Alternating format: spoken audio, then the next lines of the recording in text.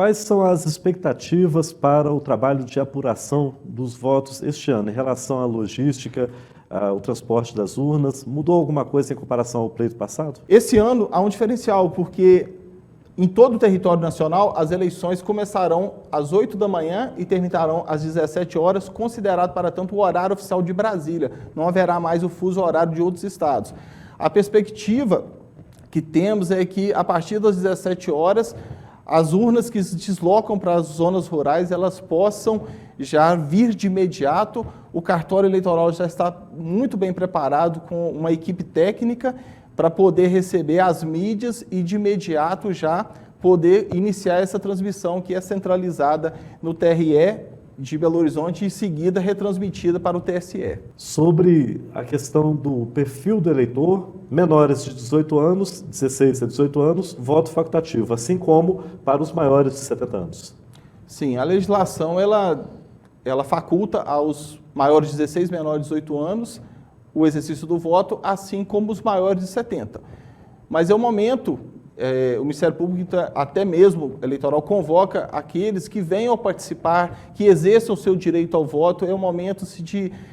de se participar das decisões do nosso sistema de democracia representativa, que o cidadão ele possa participar até dos rumos do nosso país. Então, já é uma convocação do Ministério Público, aqueles que possam, que venham participar votando. A eleição com o formato que temos hoje, o direito de voto amplo como ele é de certo modo recente. Temos essa abertura a partir de 1988, após um longo período de restrições. Gostaria que o senhor falasse sobre a importância do voto. O Brasil hoje, ele vem pós década de 30, quando se permitiu o voto amplo, inclusive às mulheres, que até então, infelizmente, não era permitido, vem trazendo contornos, infelizmente, na nossa democracia, em momentos de períodos, uns mais autoritários, outros menos, até culminar no movimento da Assembleia Constituinte de 88, que antecedeu 88. O voto obrigatório, ele traz uma carga muito importante desse sentimento democrático em que a nossa federação vive, a forma de se expressar, de se escolher o seu candidato. Como o nosso sistema brasileiro, o candidato, salvo em alguns pontos, o candidato ele pode exercer diretamente o controle da administração pública,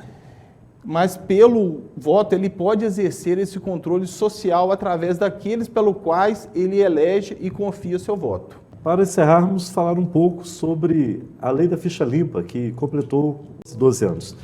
Foi um avanço? Ela é bem avaliada pela Justiça Eleitoral? Sim, a lei da ficha limpa é reconhecida como constitucional pelo Supremo Tribunal Federal. Ela tem sido um avanço em se trazer mais transparência, em se trazer mais legitimidade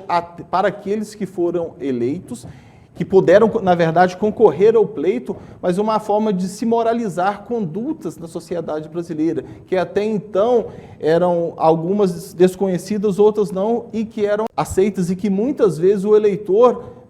se via privado desse controle. A lei da ficha limpa ela já é um filtro prévio àquilo, a candidatura de diversas pessoas, a fim que ela possibilite que o eleitor que ele tenha uma maior clareza e até mesmo com relação aos procedimentos de registro de candidatura, que são procedimentos públicos, porque o eleitor ele possa verificar através dos requisitos que são exigidos no registro de candidatura, essa conformação dessa moralidade, dessa probidade, do trato com a coisa pública e principalmente com o dinheiro público e com a representação de todo o nosso território nacional,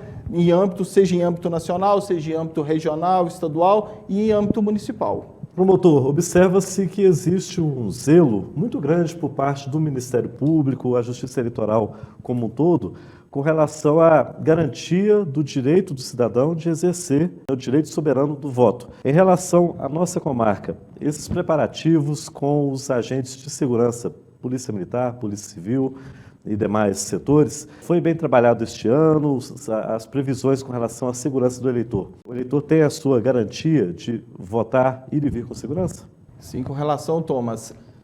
a questão da segurança pública, o Ministério Público, como defensor da democracia por vocação constitucional e previsão expressa na nossa Constituição de 88, ele vem zelando pelo exercício do voto, pela legitimidade do voto, por essa transparência das eleições de diversas formas. Ela começa com o acompanhamento dos preparativos para o exercício do voto, seja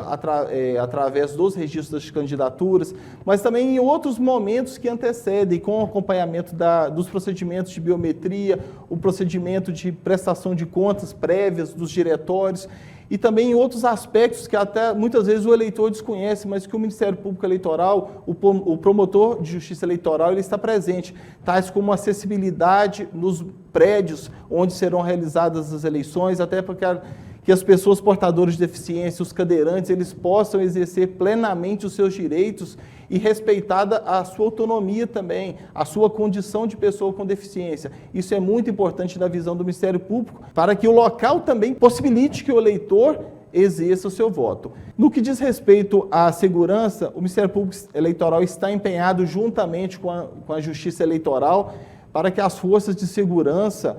possam propiciar segurança nos locais da votação, possa propiciar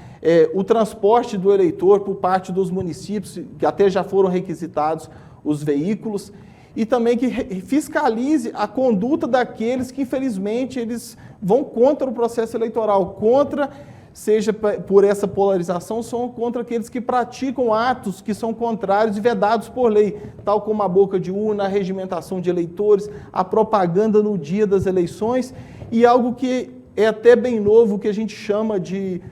violência política, que é uma previsão do artigo 359-P do Código Penal, e a violência política de gênero, que é prevista no artigo 326-B do Código Eleitoral, na qual configura-se crime impedir o livre exercício da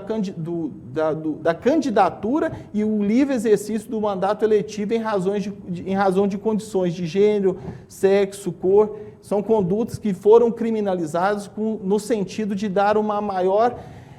transparência, de maior credibilidade e uma maior acessibilidade e inclusão nos pleitos eleitorais.